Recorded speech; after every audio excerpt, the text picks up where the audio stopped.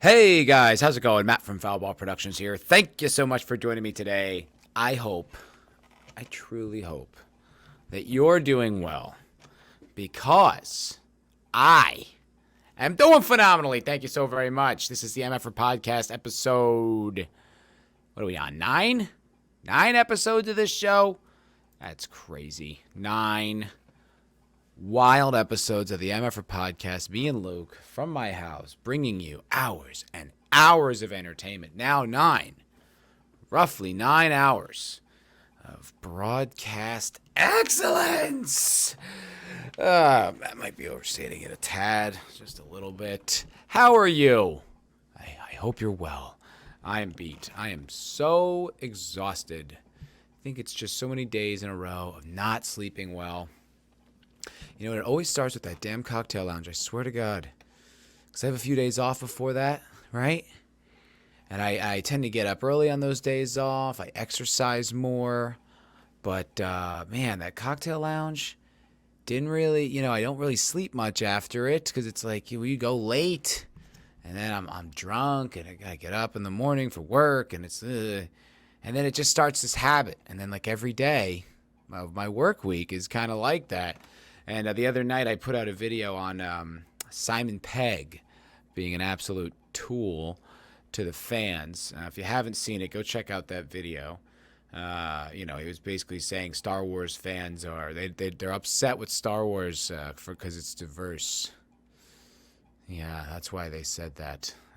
That's why they don't like it. It's just the most ridiculous. Tone deaf. Idiotic thing to say. Anyway, I was up super late making that video, and I think I went to sleep like an hour before it released at 8 in the morning. So yeah, I haven't been sleeping much. Is the whole point of that little aside, and I am beat. I am cooked, but I am here and I'm ready to entertain as best as I absolutely can. Luke's doing well. I know everybody likes Luke updates. He's doing well. He's healthier. The fleas have not returned, at least if they have. I haven't seen them, which is good. He's put weight back on, which I think means he may have had a tapeworm, but we got it. So he's doing good. He's a healthy, fuzzy boy, and I love him.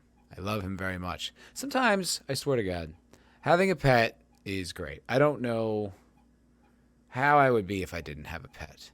I think there's a lot of people that say having a pet is a kind of an unhealthy substitute for a family because it sort of gives you like just enough, to be satisfied, but it's sacrificing your, deeper need to have a loved one, a mate, and kids and all that stuff that's supposed to be really good for you, allegedly. I don't know. I've never had any of those things. No one loves me. But on those shitty days, man, having this guy around, this little fluff ball, fluffer puffer muffkin, it's great. It's good to just have a buddy who's been around. I was looking at pictures of him when he was just a wee little kitten because I was going back through all my old photos. I have a lot of memes on my phone, many memes. I have 2,688 recent photos. I would venture to guess that at least half, and probably more than half of those are memes. So I have to clear up space on my phone, but I don't want to just like delete all those photos. So I had to kind of go through them. And it was kind of fun. I found some interesting stuff. I found video of when I went and visited these new Vegas locations, which was super cool. I'm going to send that over to Wakedown when I have some time so that he can make a video about it, which I was like, oh, this is cool. Like, I was like really happy with that. I was like, that is fun. Because there's like a genuine excitement to me, like checking out those locations as a real Fallout New Vegas location. So I think that's going to be a really fun video. So I'll have Wakedown slap that together because he's a good video editor. Yeah, but yeah, having a pet is a good thing. I like Luke. He's fuzzy. He's wonderful, and he's a good pal. A good pally-wally. Oh, so what's going on in the world? I got a few things. One fun little thing. This is not a big deal, but I just thought it was a fun little aside that I would like to share with you, because a lot of you, as I know, are fans of The Expanse. Terrific television show. Well, mostly. And I still follow some of the folk on Twitter, and I know that some of y'all found me through the Expanse streams, my Expanse reviews, and all that good happy horse shit. But I saw this on Twitter just earlier, and I was like, "That's really great." So I guess there was a Expanse question on Jeopardy. I was like, "Oh, that's really dope." This is Beltalowda. Keon Alexander showed wide range as Marco Honoris, leader of the Free Navy, on this Amazon sci-fi show. What is the Expanse? That would be correct. How much did you wager? I thought that was pretty cool. Not really much to that. Just I like that. I like that kind of pop culture reference because it's like obscure enough to be a difficult question, but it's such a like I don't know. It's like it's still such a good show that it seems significant that it could be on Jeopardy like that. So I thought that was neat. And that guy who played Marco, Keon Alexander, he tweeted that out or like retweeted somebody or whatever. But I thought that was pretty cool. Pretty sick.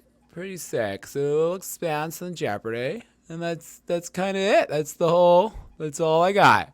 Just thought that was nifty. Yeah, maybe I should have just tweeted that instead of saved it for the podcast. But more people watch this and look at my damn tweets. What a dead platform, dude. What an absolutely dead platform. For me, I don't know. For other people, they get tracked. I do not move the needle on Twitter at all. I had the Simon Pegg video got some attention. Data Racer liked it and gave me a compliment. I was like, big, that was cool. Data Racer's cool. And then I found a picture of Gary from Nerdrotic. I was reading The Boys, which is a great book. I recommend you reading the comic book The Boys if you have the opportunity. If you have if you can buy it, which anyone can, I suppose. But it's really good. But I was swiping through it, and I found, because Gary has always said that he was in that comic book, and I found it. But I was like, holy shit, it's Gary. So I took a picture of it and put it on Twitter, and that did some numbers. Some numbers on the Twitter there. It was actually pretty cool because he got a picture. He's there as like a warehouse worker, and he has a few frames. But it's like his name tag, his warehouse name tag says Beak. I was like, that's cool. I appreciated that. I was like, it's Gary. I kind of know that guy. Something is going on with my eye. With this eye right here. I don't know. Like in the corner of my eye, it feels like there's like an eyelash or something in my eye. And every time I go to check, I get nothing. It's been like this for like four or 5 days. It's driving me crazy. I'm going to attribute it to the lack of sleep. I don't know. But I feel like there's something like a grain of sand or something like right in the side of my eye. It's so annoying. It doesn't hurt. It's just like an irritation, but it's really a pain in the ass. And I've been putting eye drops in like every day just to like kind of get through work. Oh, what a pain. What an absolute pain. I really want this to just go away, but I might have to go to like an optometrist or something just because like, I don't know. Can you look at my eye and see if there's something wrong? Is it a cyst? It's like, I feel like you'd see a cyst on your eye, but it just feels like there's an eyelash in my eye, but it won't get out. It sucks. I don't know if this is entertaining, but it's true and it's happening to me, and I don't like it. I don't like it at all. I don't want it to happen anymore. I want this thing out of my eye. It's so annoying. Oh my God! I'll detail you. I'll let you know next week to see if the eyeball saga has resolved. All right, we got a few news stories. What do we got? Oh, okay, so this is an interesting one because I don't know. I'm not sure how to feel about this one, to be completely honest, because it has to do with the Snyder Cut, but it's coming out of Rolling Stone. I don't know Rolling Stone as far as a news source or media outlet. I feel like, I don't know. I guess like any mainstream media for the most part is going to be pretty woke. Jim Norton's right. The term woke is really getting overused. It's still relevant, but I don't like saying it anymore. I don't like hearing it anymore. It's just kind of like, it's just so saturated. Just woke. I don't like it. When it's like in the Daily Mail, headlines, and they describe things as woke, I'm like, all right, this has probably run its course. It's appropriate because people, started off saying that. Like, that was their thing. It's just the way SJW and Triggered became kind of insults because they say them earnestly and then everyone's like, that's ridiculous, and we'll just sum you all up with that bullshit. And woke was one of those. Now, I've heard people say that it came out of the black community first, but I've also heard people say that about the meme Karen, and that's not true. The meme Karen existed well before any of these like viral videos of white women doing things to black people. It was, and then it just kind of became that, and it became about the racial thing. It's like, well, it wasn't always about that. So actually, in that instance, it was culturally appropriated by the black community. It all comes around, folks. It's all a big circle, the whole world, circle of life. Simba was right. So, this article about the Snyder Cut, of all subjects, coming from Rolling Stone. I guess the headline is, fake accounts fueled the Snyder Cut online army. So, bots. Now, whatever. I don't really care all that much whether it was or it wasn't. But as I was skimming the article, there were some things that was kind of suggesting that Zack Snyder was pulling the strings behind the scenes, more than you would expect, or more than we were led to believe, which I think is an interesting thing, because the whole Snyder Cut thing kind of came across like Snyder was like, oh, gee whiz, that would be really rad, guys, if, I sure hope something comes of it. But if he was actually kind of orchestrating it behind the scenes, I think that really changes the whole story. And so if people were kind of used as pawns in this whole Snyder Cut release thing, I think that's unfortunate. But people were really kind of stanny for it, and it was just kind of like, Zack Snyder's like not that good of a filmmaker for you guys to be this obsessed with him. Most of his movies are usually below average. Like, I don't even think his best movies are all that good. And the Justice League was fine. It was watchable. I can't imagine ever watching it again. And not just because of the whole thing with Geeks and Gamers. Genuinely, I just don't think I would watch it. It doesn't hold any interest to me. It's not like this masterpiece of the superhero content. It's like, it's fine, I guess. And then Mauler ripped it to shreds, and I was like, that was great. That was absolutely hilarious. So this is a point of interest for me. So check out this article. A Warner Media report reveals that bots and other inauthentic users bolstered the fan-led campaign for director Zack Snyder's Justice League do-over. Zack Snyder was becoming increasingly agitated. Over the course of several weeks in the spring of 2020, the director repeatedly demanded that the names of two producers, Jeff Johns and John Berg, be removed from his upcoming recut of Justice League, the DC superhero movie that had tanked back in 2017. His high-powered CIA agent began calling Warner Brothers daily to check why the pair had not been excised from the list of credits. Why is that something that you would spend that much energy on? I don't know. I don't really care. Unless, maybe the behind the scenes, they were just really shitty and helping destroy his thing. I don't know. But, honestly, you're going to... Every day... Simultaneously, Snyder's wife, Deborah, another producer of the film, started pressing an executive in the studio story department with the same directive. Snyder admits the couple asked the studio to intervene after a personal plea to Johns and Berg was ignored. On June 26, 2020, Snyder had had enough. According to multiple sources familiar with the matter, Snyder confronted an executive in his studio's post-production department and issued a threat. Jeff and John are dragging their feet on taking their names off my cut. I will now destroy them on social media. Chilling stuff, guys. Ooh, I will destroy them on social media. A toxic social media movement. Oh, they've got an opinion. A toxic social media. Well, all right, let's hear. Maybe it is. I don't. Had already been building around the director since at least 2018, spiking with online cries for Warner Brothers to hashtag release the Snyder Cut of Justice League 2 years later. Why is that toxic? They just say that like it's indisputable.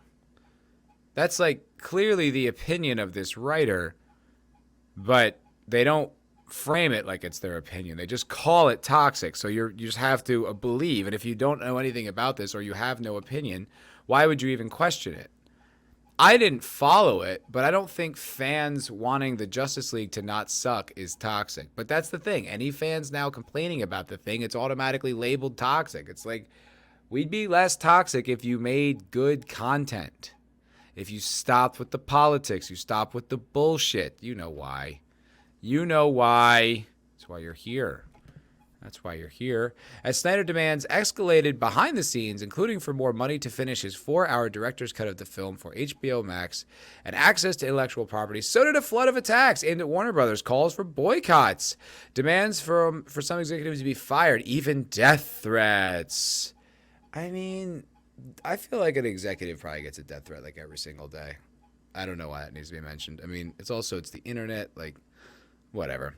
Fans went after anyone or anything deemed a danger to the so-called Snyderverse, including directors like Adam Wingard, whose Godzilla vs. Kong launched HBO days after the Snyder Cut and stole some of its thunder, and movies like Wonder Woman 1984, on which John was a writer. The onslaught included cyber harassment so severe, Warner Brothers security division got involved. A Warner Brothers Discovery spokesman declined to comment, as this matter predates the current leadership and new company. Now, I actually do kind of vaguely recollect Snyder fans being a little fucking nuts. Maybe calling it toxic isn't that much of a stretch. I remember it was just kind of obsessive, and it was weird. It was a little obsessive in a way that was like, okay, man, Jesus, like, fucking calm down. What's the big deal with this? There was I think there were like a few fans in like Gary's chat, and like Mauler and Rags may have got into it with one of them, who's just like, I don't know, just kind of like, there really did seem to be an unhealthy like compulsion for this thing, like it was going to cure cancer. I mean, we saw it. It was fine. I just don't know what people get obsessive. And as the mayhem built, many insiders, so many questioned how organic the Snyderverse Legion really was. According to 2 reports commissioned by Warner Brother and recently obtained by Rolling Stone, at least 13% of the accounts that took part in the conversation about the Snyder Cut were deemed fake. 13%? That means 87% were authentic. Is this really a story? Well above the 3 to 5% that cyber experts say typically see on any trending topic. In public filings, Twitter had estimated that the daily percentage of active accounts on this platform that are false or spam is less than 5%. Yes, we know that because of the Elon Musk story, where he disputes it to be more like 20. So while Snyder has scores of authentic flesh and blood fans, those real stands were amplified by a disproportionate number of bogus accounts. This kind of sounds like this author's got like an axe to grind with either Zack Snyder or Snyder fans. And he's like, see, it wasn't even real. It was actually bots. You guys have been talking about this. Joss Whedon's a good director, okay? You guys should leave him alone. He did his best. Snyder sucks, and so do you. I'm writing an article about this. See, there were bots. There were bots. All right. Is it really, do you really need an article in Rolling Stone to mention that there was 13%? Okay, it's still 87%. That's well the majority. So who cares? Why is this worth mentioning? The only reason I'm still reading this article is I just want to see how involved Zack Snyder was. I don't really care about the bots. 2 firms contacted by Rolling Stone that track the authenticity of social media campaigns, Q5ID and Graphica, also spotted inauthentic activity coming from the Snyderverse community. And yet another firm, can you believe it? The plot thickens. Alethea Group found that the 4SnyderCut.com domain, which claims to have made the hashtag release a Snyder Cut hashtag go viral in May of 2018 and became the landing hub for efforts to bring Snyder back to the helm of the DC universe, was at least at one point registered to a person who also ran a now defunct ad agency which promoted its ability to bring, quote, cheap instant avatar traffic to your website. Smoking gun. I mean, dead to rights. Just arrest Zack Snyder already. One of his fans may have had a domain that was registered to an advertising company that at one point we could help your social media grow. Well, I mean, excellent journalism. A brilliant use of your talents, your time, my time, the audience's time. This is really worth it. It's nice to see that this was a trending topic on Twitter because we're really getting a lot done here. This is very, very valid. I wouldn't at all say that this is essentially a bot article because it's empty and meaningless, much like a bot. Oh my God, just get to the Zack Snyder part. I'm losing patience. Rolling Stone spoke with more than 20 people involved with both the original Justice League and Snyder's Cut, most of whom believe that the director was working to manipulate the ongoing campaign. So a rumor? With more than 20 people involved? I mean, some people are like, yeah, I bet Snyder was on Twitter. Wow. Snyder claims that if anyone was pulling the strings on social media forever, it was Warner Brothers trying to leverage my fan base to bolster subscribers to their new streaming service. That sounds actually more accurate. I would believe that. Maybe like, yeah, I mean, they just kind of wanted everyone to come to it. And it was. It was a big deal when that came out. I remember everyone in my little nerd community was checking it out. It was a big deal. But one source maintains Zack was like a Lex Luthor wreaking havoc. Oh my God, this story is so boring. For a time, rival studios and digital marketing exec. You know what? I'm just going to read the rest of it to myself, and I will leave you out of this part of the process because it's boring. Okay? Here's something. It says that means this is after they, detail essentially lots of conjecture and speculation. That means a fandom amplified by fake accounts helped shake down a major studio at an ultimate cost to Warner Bros. Of more than $100 million to re-release a movie that had already bombed years earlier.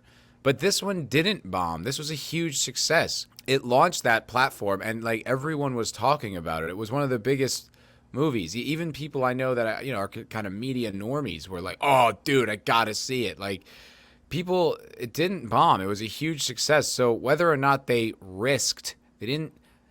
It's a risk that they put $100 million. They risked it hoping to make more on it. And it worked. So what's your point, man? This whole article is like, can you believe it? There were people involved. And also, there were fake accounts. And they influenced Warner Brothers. This is news? This is a trending topic on Twitter. This is an article that... I mean, what a non-story. I mean, seriously, there's really nothing in here other than just, we did some data. There were some fake accounts. They influenced people. Warner Brothers didn't have to bend to it. It's not like they had a gun to their head. They could have just been like, we're not doing it. We're not spending the money. No. They win in the end. What is the point of all of this? This is so stupid. Just because something's trending on social media doesn't mean you have to be like, oh, well, our hands are tied. It's a trending topic on Twitter. What could we possibly do? There's literally no other option, despite that we're a free company and we can do whatever the fuck we want. I don't understand. I mean, I really can't wrap my head around where this is coming from. It's probably... At its base is probably something like don't listen to fan movements because they might make content good again, and we just can't have that because they haven't taken their medicine enough. They don't all have their pronouns in their bio. They don't no more Ukraine flags.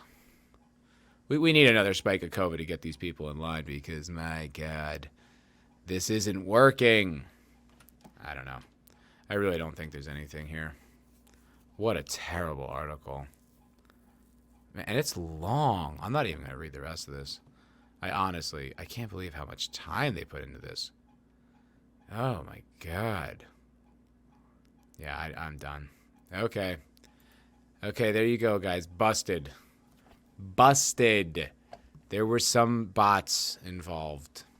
And some people were not very nice during the Snyder Cut wars, of which many of us were witness. They were bloody and horrific.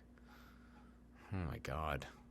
Oh, my heavens.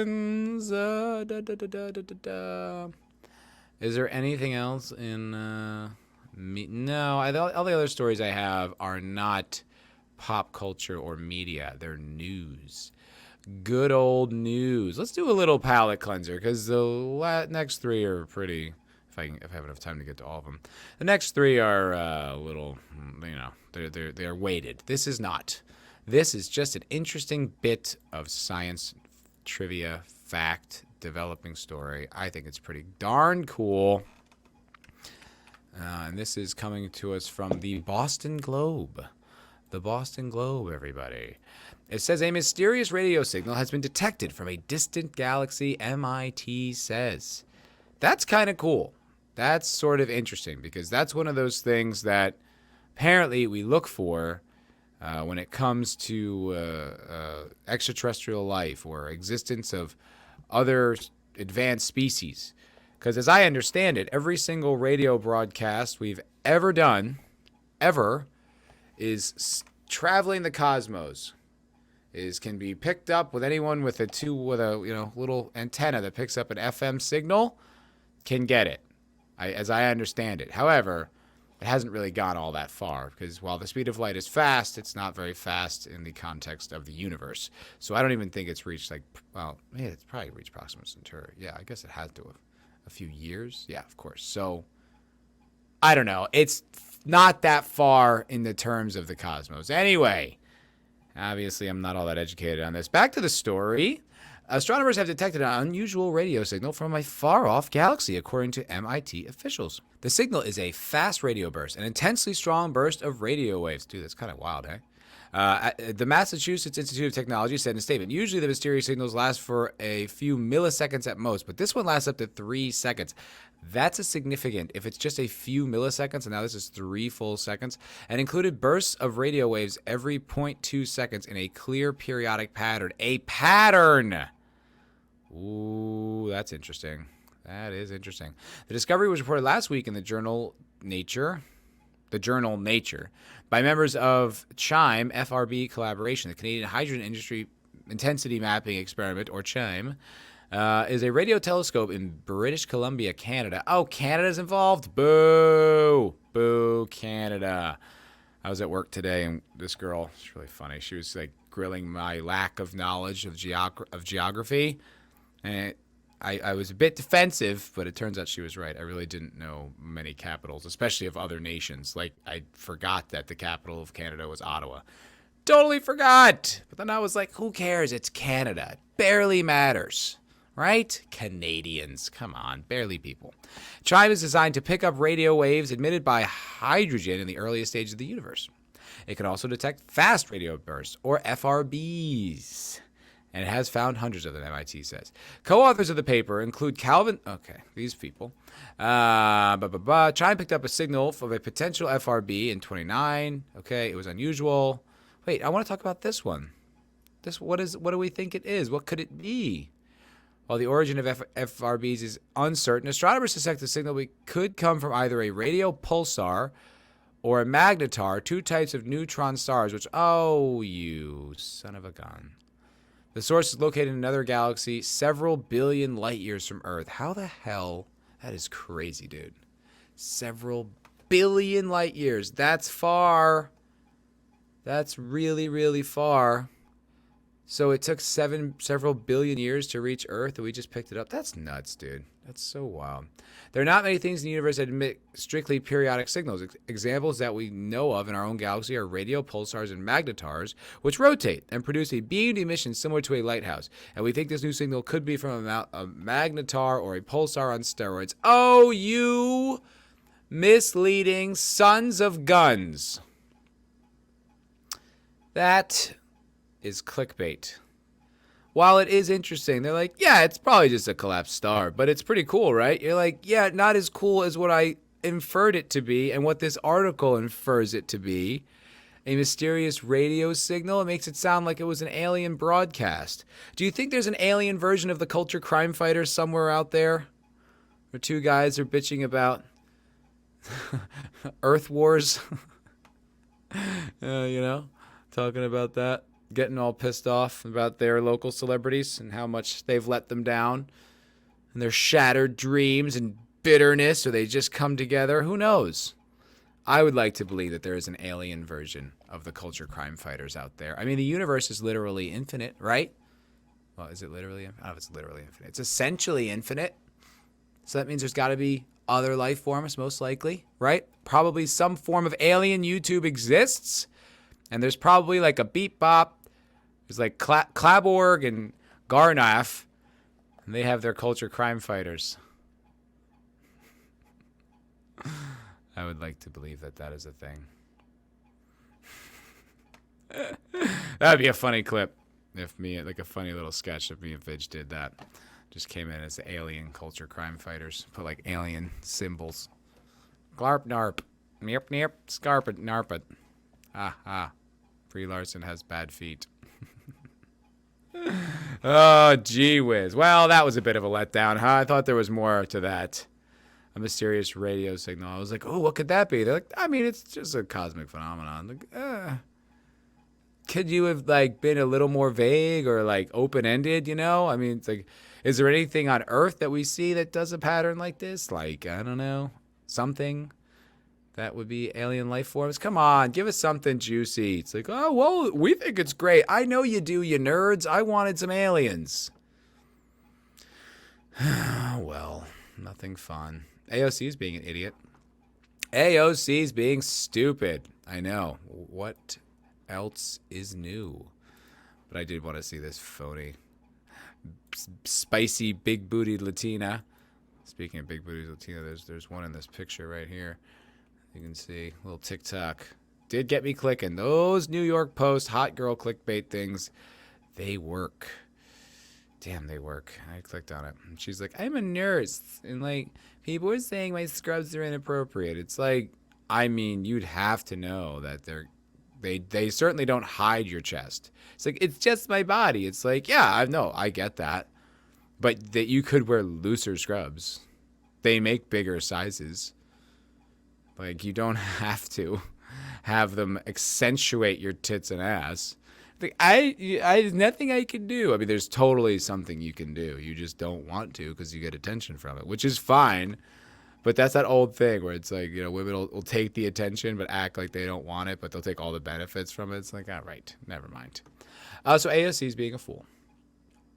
AOC fakes being handcuffed after arrest at abortions right now. She really is just kind of a wellspring of fun things to make fun of her for.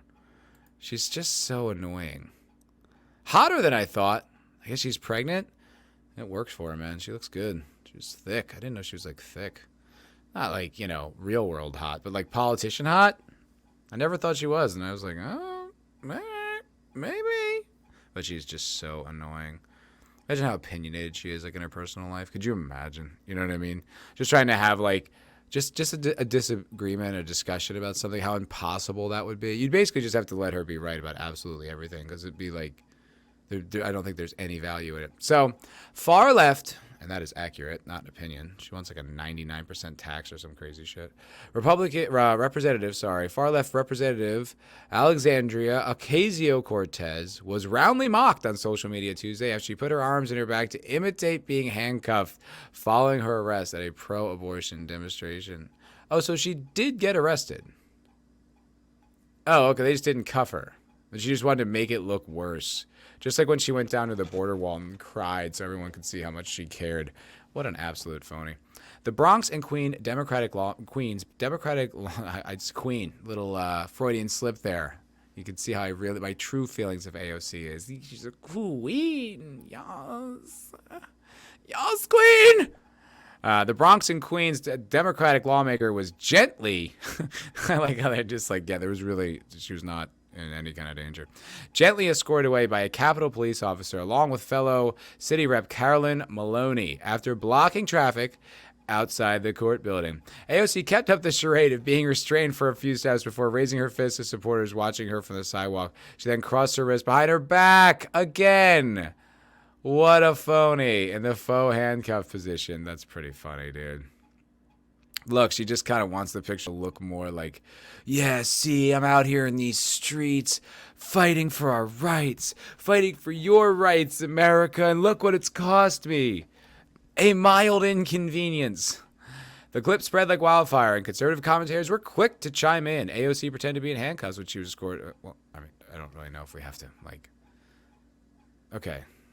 All right. I mean, someone's tweets that aren't funny, really not all that interesting.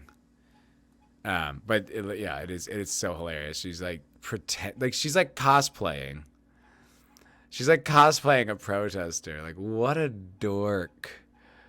What a dork. Like, I think you'd have to really be like delusional, right? Or you'd have to be, there has to be something wrong. If this can happen to you, you can get called out on it and you're not like immediately mortified. Like, you know, people are going to know that you're faking this, right? Like, wouldn't you be devastated if you were so phony and then got busted being so phony? Wouldn't that be humiliating? But like, it's not, it's humiliating to normal people, but to someone who's like just a delusional, probably narcissist, it's not, because they don't even see it like that. They don't understand that we see through you. It's like, oh, what does that even mean?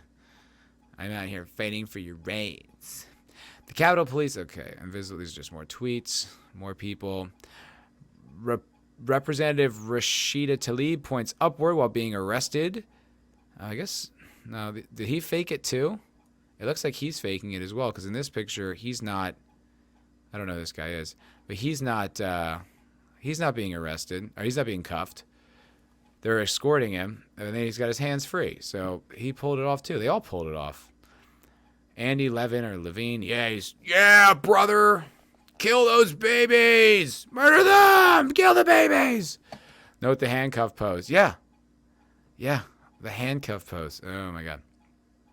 AOC's office did not immediately respond. The post request for comment. However, she later addressed a fake handcuff accusation during an informal Q&A on her Instagram. Okay, how's she gonna spin it? Before we go any further, don't read along. Don't read along. I'll cover it up. I can't cover it up on my side, but don't read along. Don't read ahead. Does she say, I didn't do that. I was just resting my arms. B, the police told me to do it. C, you're all stupid. Go away, dirty Republicans. Or D, that's just where my hands are most comfortable. I don't know. Those are the things I think AOC might say. However, okay, she later addressed it. Republicans' favorite hobby is to make conspiracy theories out of everything. I guess it was the dirty Republicans one. That was just a joke. To distract you and keep you from talking about what's actually important. I mean, no, this is obviously a story, stupid. Like, you were faking being handcuffed. It's, like, funny. We have to point it out. You're like, they're just distracting you. It's like, I mean, no, not really. I mean, I guess you could argue that, but it is funny whether they're distracting you or not. So that's not really a fair response. Which is the fact they are trying to take away your right to bodily autonomy. If I was faking that, why would I intentionally fist pump somebody? It's so silly. I don't think it's silly, AOC. You're clearly faking being arrested. You don't have to be doing this. Why would you do that? Why would you... You want it to look like you were being cuffed. You wanted to add to the drama. You were faking it, you idiot. You knew the photographs would come out and look like you were being arrested. And she didn't actually come up with an answer. She didn't even address it. She doesn't even mention it. It's like, oh, I wasn't even faking it, you dirty Republicans. I was right. Dirty Republicans. If you got B or C, whichever one I said that was, you were correct. Ding, ding, ding. Way to go. Lots of lawmakers got arrested. Why are they arresting these people? I mean, do they not have the right to protest anymore? Or was it just that, I mean, they're loving, look how thrilled she is to get arrested. She is, the best thing that could happen to her is she got arrested. If she got hit by a cop, oh my God, she would have an orgasm right there. She would just come. She would just come, because she would get to use that for the rest of her career. Yeah, no, this arrest is great for her. She loves it. She's thrilled. She's thrilled. Grainy video of Omar also showed the squad member walking away several steps with her hands behind her back as if handcuffed. However, she too raised her right arm in a clenched fist. Yeah, so they're pretending. So phony. Why wouldn't they say, like, oh, they told me to put my arms behind my back or something? Wow. Really, really bad. Following their arrest, the lawmakers were taken to a grassy area between the Supreme Court and the Capitol building. Once there, the police asked the representatives to pose with their congressional ideas in lieu of a mugshot. I mean, these are all going to get thrown out. Several lawmakers took the opportunity to give interviews. The initial group of lawmakers, activists, released from custody same day. They were charged with crowding, obstructing, or accommodating, and need to pay a $50 fine. I mean, they're going to milk it for all it's worth. They're going to probably take pictures of the check, of them sending it out. Oh, my God. Just so phony. It's just so annoying. It's just like, oh my God, you are just so lame. And like I said, like I would be mortified. Like if you guys saw me doing something, I got busted being super fake, super phony, I would be mortified, humiliated if you discovered it. That would be, oh God, so devastating. And she's just like, they're always trying to distract you. Why would I even do that? It's like, you clearly did it. You're so nuts. You're just like, I didn't even do that. Like, wow, you totally did though. That's like getting caught cheating and be like, babe, I am not cheating. This isn't even happening. I don't know what you're talking about. I'm not fucking her. It's like, you're clearly right. I could see you. Your dick is inside her. I'm not. I'm just not though. Wow, man. Wild AOC. What a victory. You're so great. There's a victory though. That's also in New York City, which I thought was pretty dope. Remember that bodega worker guy who was clearly defending himself from two animals who were attacking him because they didn't want to pay the full price? And then like the guy stabs the other dude in the neck and he like bleeds out and dies really fast. It was pretty graphic, pretty violent video.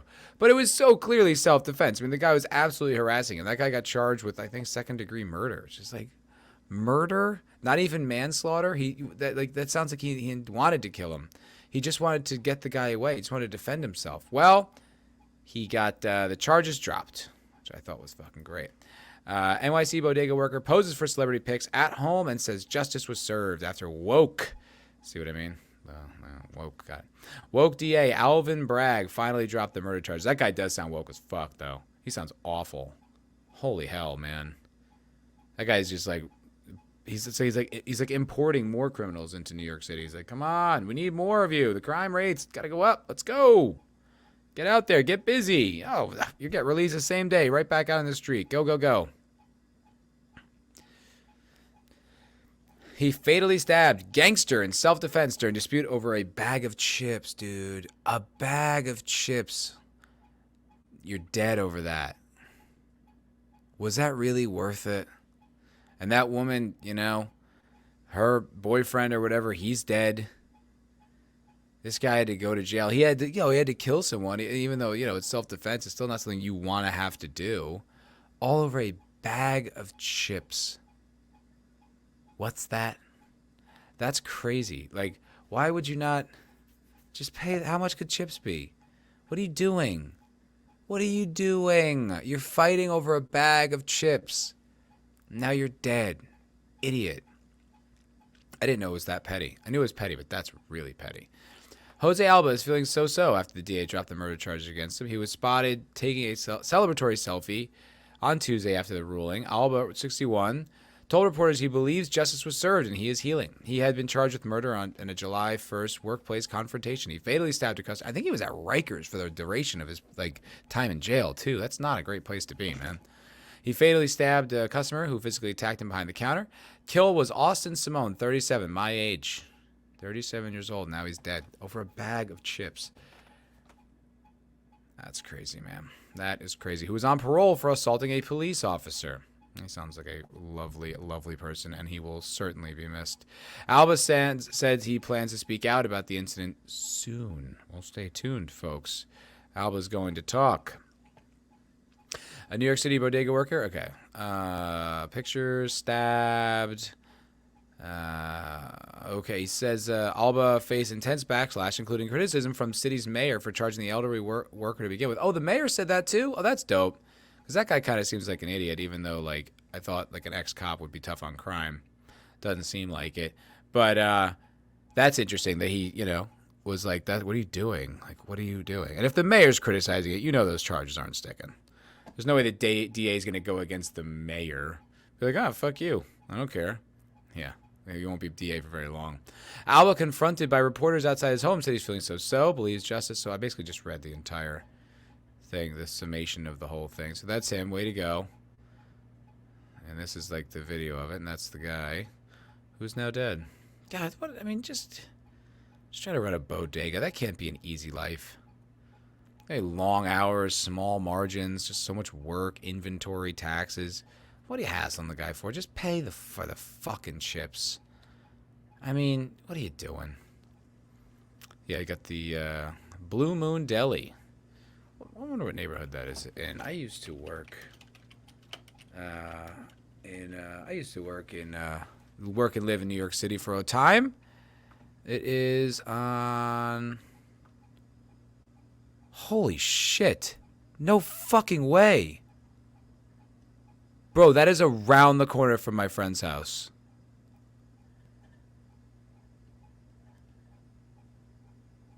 Bro, I guarantee my friend has been there.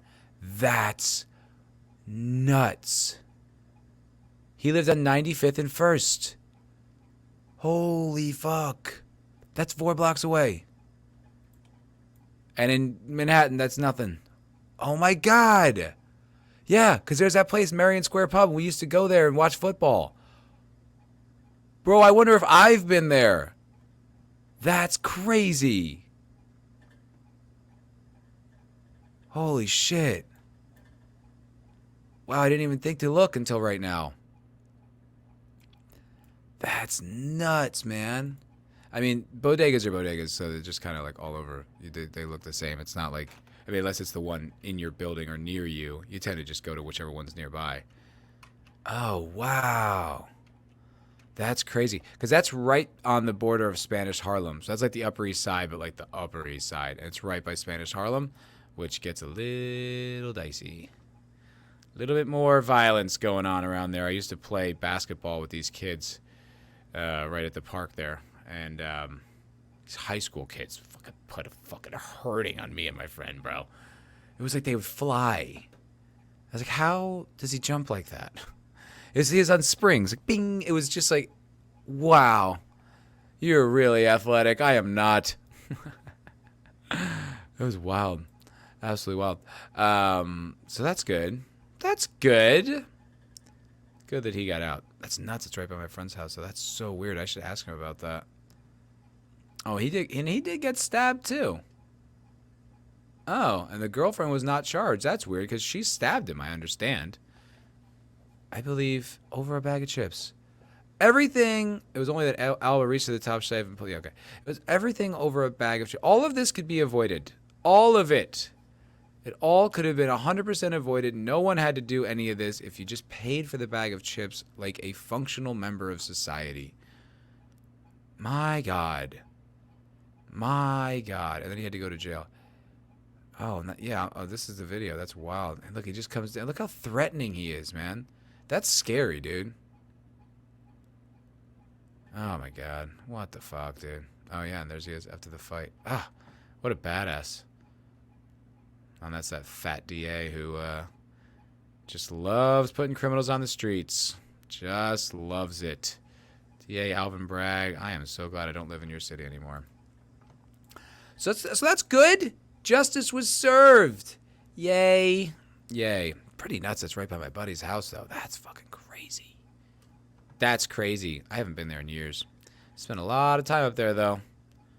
A lot of time. I used to live near there as well. I think I lived at like, was it 98th in Central Park? Yep, that's where it was, 98th in Central Park, because it's right near Mount Sinai, which I lived across the street. Hey, here's a little bit of advice. Don't move across the street from a hospital. They tend to make a lot of noise, kind of all night long. Oh my God, I didn't even consider that when I moved in there. I never even thought about that. The amount of sirens, and there's a lot of sirens in New York, but the amount of sirens I would hear. Oh boy, was that unpleasant. Unfriggin' pleasant. I learned I was able to sleep through, I got to be able to sleep through sirens. That's how loud, that's how constant it was. And that's how much your body just makes it work. I would just sleep through a siren right outside my window. It was right there. I mean, on my window was on the street, and that was where the hospital was. Oh boy, that was a tiny ass room too. And it was it, I think it was it. I'm trying to remember because it's been so long. I think it was it a triangle? I don't think it was a triangle, but it was so small, and there was no storage in this place. None. I didn't have a closet. Had to learn how to stack things up up the wall, you know, which makes it feel even more claustrophobic. God, yeah, I mean, it was cool living near Central Park. That was tight because I was right next to Central Park, so I could just walk to Central Park, which was sick. I mean, you know, it's a beautiful park. It's right there. And then like all these cool museums are there. Like I'm a big fan of like the Met, which is like just across the park, a few blocks away. The Guggenheim is a few blocks from where I used to live. So that was cool. Don't get me wrong, but like, God, yeah, no, that wasn't the best place I've ever lived in my life. It was not the best place I've ever lived. I do not miss New York. It's so stressful living there, man. It's just such a every day, every moment is like competition and aggression and just so many fucking people everywhere on top of you, next to you. It's crowded subways. You're never free from it. Never free from it. So yeah, I don't miss New York. And it sounds way worse than it's ever been, man. It sounds violent and dangerous. I mean, it was like that when I was there, but not like this. People getting clubbed in the fucking head with pipes and shit and just getting murdered, thrown on railroad subway tracks. I don't miss New York. And it's gotten so insanely expensive. It was always expensive, but it's completely unobtainable at this point. Like it's just unobtainable. Like you can't. I don't know how people afford any of it. It's such a hassle to go. Fuck New York. Fuck New York. All right. Last story before I go. And this one I haven't read, but I just saw it in the Daily Mail as I was getting ready to get this show off the ground there. So the reason I brought this up is because I am a food service worker. I am a bartender at a restaurant in Austin, Texas, and I have been in the food service industry for quite a long time, most of my adult life, just a while. So that's why I bring this story up. Bill of fights. Huge brawl erupts at restaurant on San Antonio's famed Riverwalk, which I have not been to, but I think I will be checking out. I'll be checking out something in San Antonio on Thursday, and that'll be tomorrow. Tomorrow, not really, because right now it's Tuesday night, but when you're viewing this, it'll be Wednesday, and that'll be tomorrow. That's how the internet works, folks. So famed Riverwalk. After a man began attacking staff because he was unhappy with the check and the service. Now, I have not always been given the best service. Say that again. I have not always given the best service, but no one has ever attacked me. That must have been one paltry lunch. What the fuck is going on, man? People just getting violent with each other. Just attacking each other, man. Furniture was hurled during a huge brawl at a restaurant on San Antonio's Riverwalk after an angry customer took exception to what he claimed was a rip-off check and poor service. At least one waiter was injured after being struck during Monday's fight at the Republic of Texas restaurant, which sits alongside the famed waterfront Texas. Oh my God. Which sits along the city's famed waterfront Texas entertainment district. Got it out. The suspect began verbally abuse the staff as well as the victim, who was part of the staff. That was okay, oddly put. In a 20-second clip posted to Twitter, several restaurant goers joined in on the fight, with a man in the white shirt picking up a closed tray table and repeatedly hitting a man in a black shirt. Well, who's who? Oh, boy. Oh, man. Look, everyone's just scattering like, oh, boy, maybe we shouldn't just be hanging around here now. Just getting into it. Oh, is that the guy? Is the guy with the black shirt the one who attacked him? He's just going. Look at that guy. Look, he's ready to go. He's been waiting for this day, dude. He's been working out. He's like, it's my time. It's my fucking time. Been hitting the bag. Yeah, look, he's got a nice wide stance. He knows what he's doing. He's like protecting his body, making angles. Oh, that's fucking nuts, huh? And then, is this the video? There's a video too? Because I know there's one that was close up. I saw. I guess that's just a picture. Yeah, just images. There was one video that was closer up, though. I want to see that. Look at these people looking on. They all got their phones out. Oh, my God. They're fighting. Why are you fighting? Have some nachos. Have some brisket. It's Texas, after all. It's delicious. I think barbecue's overrated, by the way, guys. I think Texas barbecue is overrated. Not just Texas barbecue, just kind of barbecue in general. I mean, I enjoy it. Don't get me wrong. I don't know what the big fucking deal is. Just like, okay, I mean, I like it. It's good. It's good. I just don't know why. I saw a video that was closer, though. There we go. Okay. They're all like, get out of here. Bro. Oh! So wait, who's who? Oh wait, so the guy in the white looked like staff, because that looked like an apron. Is that? Yeah, that looks like an apron. Okay, I'm trying to dissect this video. I think. Looks like a clear apron. Bro, that's nuts. That would be a rough day at work. That would be a rough day at work, dude. I don't know what this is. This is not. Wild Brawl breaks out of Disney World Magic Kingdom boat. Bro, everyone's just fighting. Bro, we are angry at each other right now, man. People are wound up. You know, I was watching this clip from Rogan, and it said something that, like, when people are isolated, this hormone or something ticks up in our body that increases loneliness but also increases aggression. I wonder if, like, all the isolation from the pandemic is just kind of making people more aggressive with each other. I don't know. But bro, look at all of these. Look at all these videos. Wild party breaks out. Disney.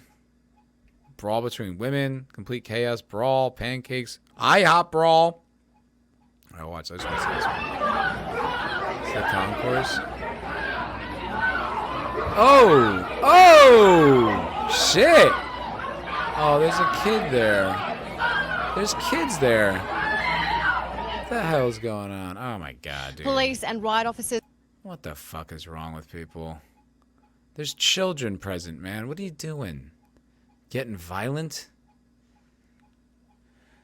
Oh boy, sorry those stories were so like, just like upsetting. Those are not. I don't know. I try to make. Fuck.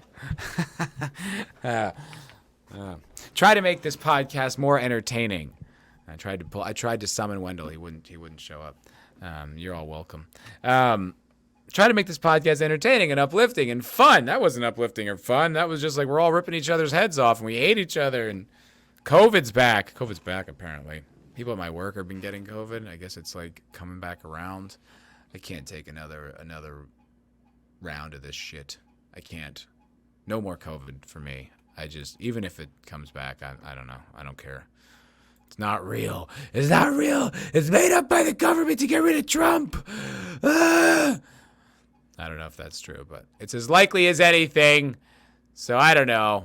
I'll try to be more uplifting. Lots of good jokes. Got some funny jokes for you. You know, we got some uplifting stuff. Did you hear the one about the cat who was coming home from? No, the cat was going to work and then he saw a fish. He saw a fish. I'm sorry, I don't remember. Next week though, I'll have a good joke. I'll have a good cat joke. I like a good cat joke. They're fun, you know. I look at Luke, it makes me smile. So make sure you're very entertained next week, okay? I'll try to bring more fun stuff. And if I do talk about depressing stories, well, I'll try to make them entertaining. I don't want you walking away from this podcast any less happy than you were. More happy is the goal. Less happy, absolutely not. No. Although I know there are people out there that would say any moment with Wendell makes them less happy, but I know you don't mean it. I know you love me. All right, folks. Thank you so much for watching this episode of the MFer Podcast. You know what you can do for me? You can press like. You can subscribe. Those things would be huge. Huge. Big things that I would love for you to do. However, what I would really love for you to do is for you to write a review of this podcast on some podcast platform, whether it be Google, iTunes, Spotify, something. Let's get some traction. Let's get some people on the MFer Podcast. What do you say, guys? Let's get these numbers up. Let the world look. If nothing else, more eyes on Luke. And who doesn't, it'll brighten people's day. It'll make them feel good. Let them know. Tell the world. And tell your friends about this show. Anyone you think it might be interested. I know this wacko on the internet who rants by himself with his cat. It's actually quite entertaining. I hope that's what you'll say. And I hope that's what you believe. And if you can't do any of that, that's still okay. I appreciate you watching, but I can't grow that organically if I can't get some assistance. So if you like the show, tell someone, write a review. Please let people know. Please. I appreciate you guys watching. You guys are great. All you wonderful MFers, I appreciate you guys watching, and have a great day.